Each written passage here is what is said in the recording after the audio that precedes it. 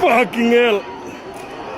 Mtazamaji, hali tete inaendelea kushuhudiwa katika kaunti mbalimbali humu nchini, Nairobi ikiongozwa ikifuatwa na Eldoret, Kisii, Machakos, ambapo hadi hivi sasa mtu mmoja ameripotiwa kuiaga dunia. Serikali kupitia Communication Authority imeagiza vyombo vyote vya habari visitishe kupeperusha matangazo hayo moja kwa moja. Ndizo taarifa za hivi sasa, unaweza toa maoni yako hapo kwenye comment section. Hii ni Erwan Media.